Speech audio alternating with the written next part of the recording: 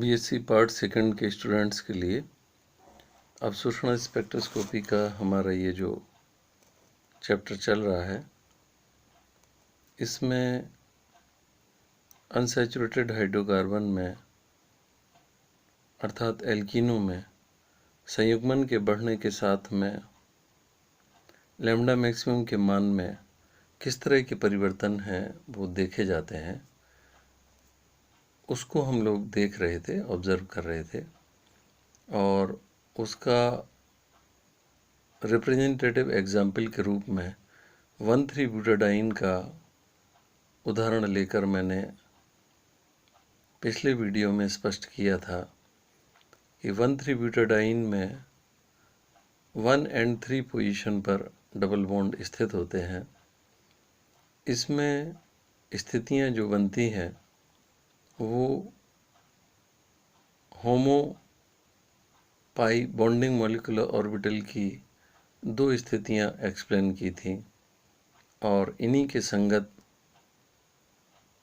LUMO pi star anti bonding molecular orbital की 2 स्थितियों को एक्सप्लेन किया था। इनको क्रमशः पाई 1, पाई 2, पाई 3 स्टार तथा पाई 4 स्टार से वहाँ व्यक्त किया गया था। फिर से रिकॉल करने के लिए, रिकलेक्ट करने के लिए मैं आपको बता दूं कि जो पाई 1 होमोमोलिकुलर ऑर्बिटल वाली स्थिति है, उसमें जो पाई बॉन्ड है वो C1 C2 तथा C3 C4 इस प्रकार से 2 पाई बॉन्डिंग मॉलिक्यूलर ऑर्बिटल हैं जिनकी एनर्जी समान है। इनको हमने पाई 2 बॉन्डिंग मॉलिक्यूलर ऑर्बिटल से शो किया था। दूसरी स्थिति ऐसी थी कि बॉन्ड लोकलाइज न रह के डीलोकलाइज हो जाते हैं, विस्थानीकृत हो जाते हैं। उसी तरह से जैसे बेंजीन में हम 6 कार्बन परमाणुओं पर पाई इलेक्ट्रॉनों के डीलोकलाइजेशन को जब शो करते हैं तो 6 कार्बन बॉन्ड फॉर्मेशन में इन्वॉल्व हम उसमें दिखाते हैं और जो पाई मॉलिक्यूलर ऑर्बिटल होते हैं वो बेंजीन वलय के ऊपर और नीचे, जिसको कि हम बेंजीन में एक चक्र के द्वारा है वो हम प्रदर्शित कर देते हैं।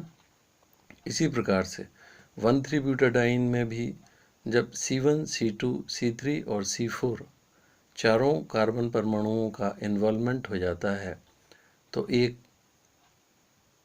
डीलोकलाइज पाई मॉलिक्यूलर ऑर्बिटल का फॉर्मेशन होता है, जो वस्तुतः 1,3-ब्यूटाडाइन की सर्वाधिक स्थायी स्थिति है। इसको हमने पाई 1 होमो मॉलिक्यूलर ऑर्बिटल नाम दिया था।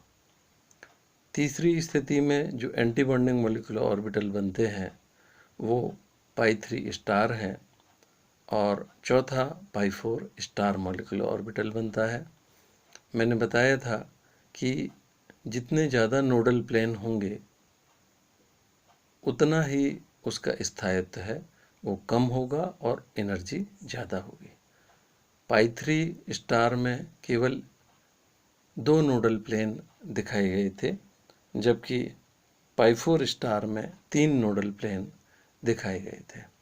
तो इनके जो एनर्जी का क्रम बनता है वो इस प्रकार से बनता है कि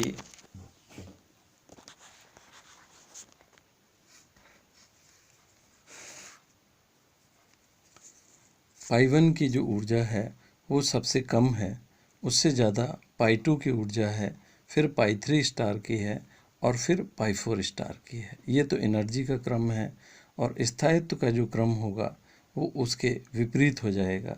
पाई 1 होमोमोलिकुलर ऑर्बिटल की स्थिति में ये स्थिति कब है, जबकि चारों कार्बन परमाणु पाई इलेक्ट्रॉन्स के विस्थानीकरण के कारण बॉन्ड फॉर्मेशन में इन्वॉल्व हैं। तो ये सर्वाधिक स्थायी स्थिति है।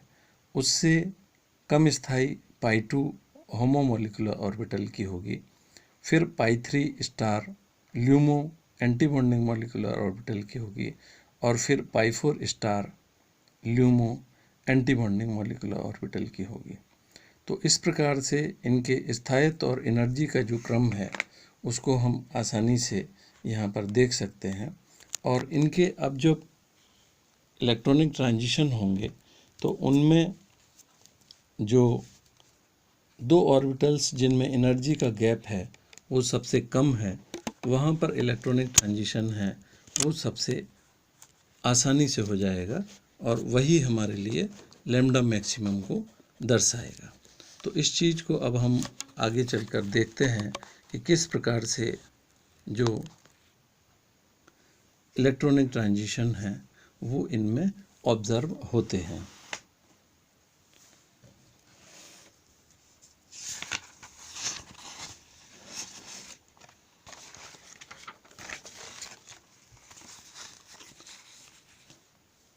यहाँ पर ये इलेक्ट्रॉनिक ट्रांजिशन को दिखाया गया है कि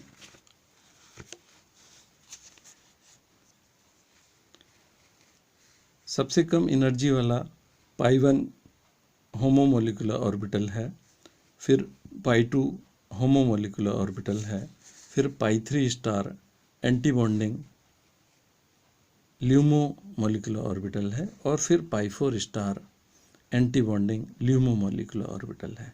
हम यहाँ पर आसानी से देख सकते हैं कि जो एनर्जी का गैप है वो पाई2 तथा पाई3 स्टार के बीच में सबसे कम है। तो सर्वाधिक जो एब्जॉर्प्शन के चांस होंगे 1,3-ब्यूटाडाइन में वो इस ऊर्जा को करस्पॉन्ड करते हुए होंगे, जिसके लिए लैम्ब्डा मैक्सिमम की वैल्यू 217 नैनोमीटर ऑब्जर्व होती है।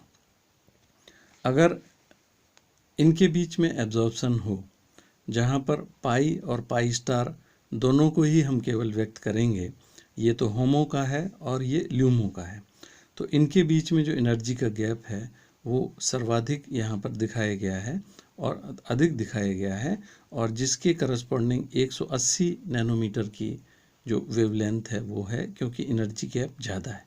एनर्जी गैप ज़्यादा होने पर जो वेवलेंथ की वैल्यू है वो कम हो जाएगी, और एनर्जी गैप यहाँ पर कम है तो ये जो है लैम्ब्डा मैक्सिमम की वैल्यू 217 नैनोमीटर इसके कंपैरिजन में ज़्यादा ऑब्जर्व हो रही है। मैंने बताया कि यहाँ पर मोस्ट सूटेबल जो ट्रांजिशन होंगे वो पाई2 तथा पाई3 स्टार के बीच में होंगे, जो इस एनर्जी के फिगर से हम यहाँ पर समझ सकते हैं। तो ये 1,3-ब्यूटाडाइन में जो एक संयुग्मित डाइन है के इलेक्ट्रॉनिक संक्रमणों को यहाँ पर दर्शाया गया है।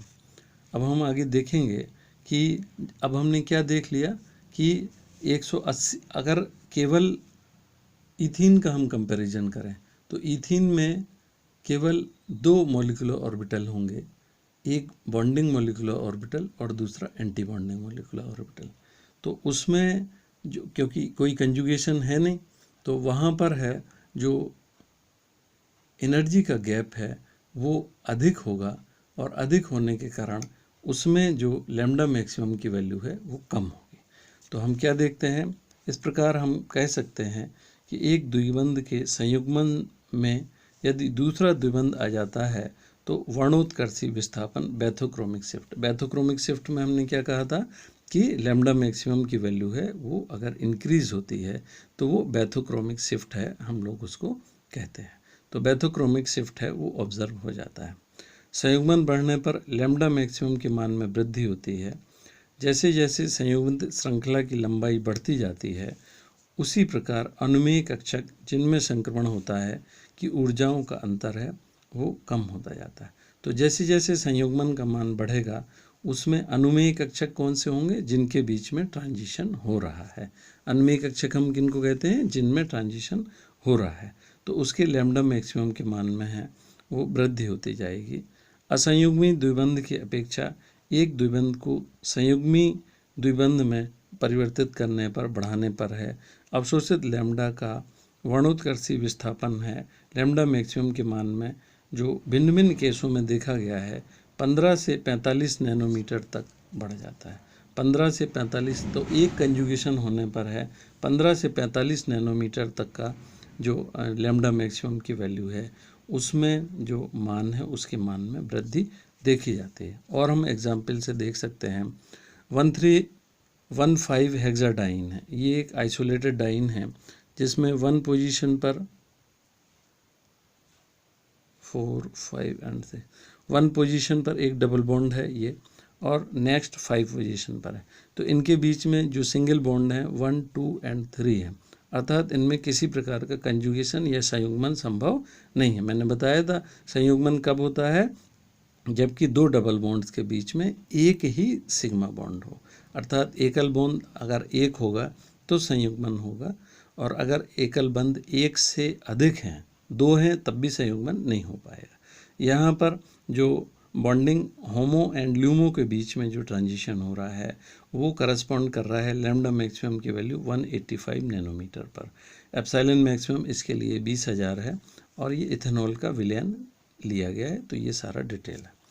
नेक्स्ट है, जब इसी का दूसरा आइसोमर 2,4 हेक्साडाइन बना जो कि एक संयुग्मित डाइन है, उसके लिए ये 1, 2, 3, 4, 5 एंड 6 इसी का जो है दूसरा जो आइसोमर है उसमें 2 एंड 4 पोजीशन पर दो डबल बॉन्ड है और इनके बीच में केवल एक सिंगल बॉन्ड है।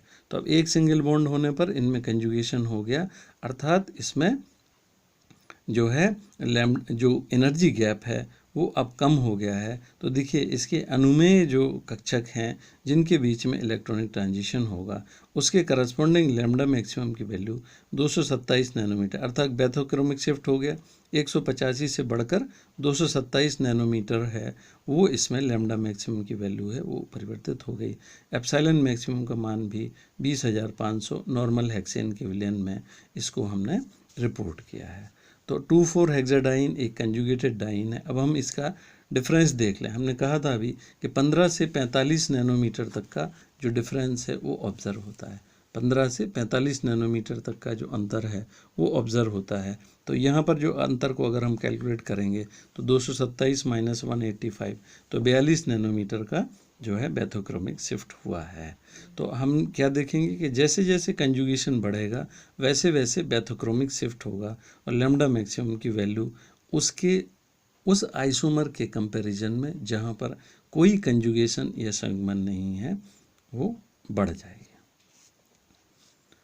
उक्त से निष्कर्ष निकलता है कि संयुग्मित अणुओं में अवशोषण इस बात पर निर्भर करता है कि उपस्थित पाई इलेक्ट्रॉन्स का किस सीमा तक विस्थानीकरण हुआ है। तो जो इससे क्या निष्कर्ष निकल रहा है कि संयुग्मित अणुओं में या जो कंजुगेटेड मॉलिक्यूल्स हैं उनमें जो है ये जो लैम्डा मैक्सिमम की वैल्यू है ये इस पर डिपेंड करती है कि उसके पाई इलेक्ट्रॉन्स का किस सीमा तक है विस्थानीकरण है, डीलोकलाइजेशन हुआ है। अब देखिए नेक्स्ट फैक्ट को हम देखें, वो भी हालांकि है कंजुगेशन से ही रिलेटेड है कि इसी प्रकार कुछ संयुग्मित एरोमेटिक हाइड्रोकार्बन्स हैं। एरोमेटिक हाइड्रोकार्बन्स के हम लोग यहाँ पर उदाहरण ले रहे हैं। एरोमेटिक हाइड्रोकार्बन्स में हम देखते हैं इसको कि एरोमेटिक हाइड्रोकार्बन में पहला हम उदाहरण बेंजीन का लेते हैं तो, और उसके बाद में फिर क्रमशः रिंग हैमर। तो हम क्या कर रहे हैं, इसी प्रकार कुछ संयुग्मित एरोमेटिक हाइड्रोकार्बन्स में बेंजीन वलय बढ़ने पर अवशोषकता के मान में या लैम्डा मैक्सिमम के मान में वृद्धि होती है। जैसे बेंजीन है, बेंजीन एक रंगहीन जो है इसका एक लिक्विड होता है, मॉलिक्यूल है, इसकी लैम्डा मैक्सिमम की वैल्यू है 203 नैनोमीटर है। अब नेफ्थलीन में क्या हुआ, नेफ्थलीन में हमने एक और जो है एरोमेटिक रिंग या बेंजीन रिंग को जोड़ दिया है। दो एरोमेटिक रिंग है, एक ही प्लेन में है, इसके लिए देखिए वैल्यू बढ़कर 314 हो गई है। तो बैथोक्रोमिक शिफ्ट हो गया, 203 से बढ़कर 314 है। एंथ्रासीन में है, एंथ्रासीन में एक और रिंग बढ़ गई, 3 बेंजीन रिंग एक ही प्लेन में फ्यूज़ हो गई, इसके लिए जो वैल्यू है 370 नैनोमीटर, अगेन बैथोक्रोमिक से। तो जैसे जैसे अब सीधा हम देखते हैं बेंजीन में कंजुगेशन है, अल्टरनेट स्थिति पर एकल बंध और द्विबंध है। एंथ्रासीन में एकल बंध और द्विबंध जो अल्टरनेटिव पोजीशन पर हैं, एकांतर स्थितियों पर हैं, उनकी संख्या में और भी ज़्यादा। दूसरा बेंजीन रिंग है उसमें भी इसी तरह कंजुगेशन है। एंथ्रासीन में है वो 3 बेंजीन रिंग हो गई कंजुगेशन की, और जो पाई इलेक्ट्रॉन्स जो संयुग्मन में इन्वॉल्व है उनकी संख्या में और भी अधिक वृद्धि हो गई।